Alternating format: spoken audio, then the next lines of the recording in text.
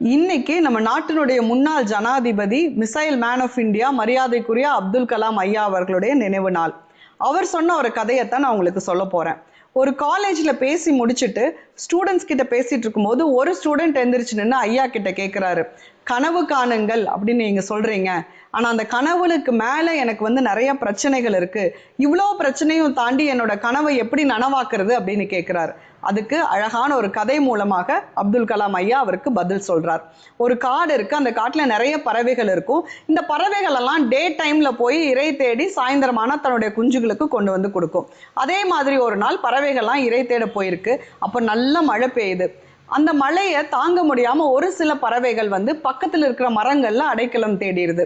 அதை விட வலிமையா இருக்கக்கூடிய ஒரு சில பறவைகள் திரும்ப தன்னோட கூட்டை நோக்கி திரும்ப பறந்து போகுது. ஆனா ஒரே ஒரு பறவை மட்டும் தன்னுடைய முழு வலிமையும் பயன்படுத்தி மேல மேல பறக்குது. இதை பார்த்த மற்ற பறவைகள் இது என்ன மடத்தனமா இருக்கு, நாங்கெல்லாம் மழை வருதுன்னு கூட்டுக்கு போறோம்ல, நீயும் திரும்ப வந்துரு அப்படிங்குது. இதை எதையுமே காதுல வாங்கிக்காத அந்த பறவை மேல மேல பறந்து ஒரு பாயிண்ட்ல மழை தரக்கூடிய அந்த மேகங்களுக்கு மேல போயிருது. அந்த இடத்துல மழையே இல்லை. அங்கிருந்து ரொம்ப தெளிவா தன்னுடைய இறை தேடுற பணியை அது தொடர்ந்து செய்யுது.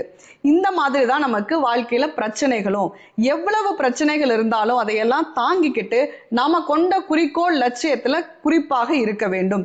இதையெல்லாம் தாண்டி வலிமையாக நாம அந்த குறிக்கோளை நோக்கி பயணிக்கத்தான் நாம அந்த கனவை நனவாக்க முடியும் அப்படின்னு சொல்றாரு. இதை நம்மளும் நம்ம வாழ்க்கையில கடைபிடிப்போம். எவ்வளவு பிரச்சனைகள் வந்தாலும் அந்த பிரச்சனைகளை தாண்டி நம்ம கனவை நம்ம நனவாக்கணும் அப்படிங்கறத ஒரு லட்சியமாக செயல்படுவோம். Happy living. அன்புடன் அருணா.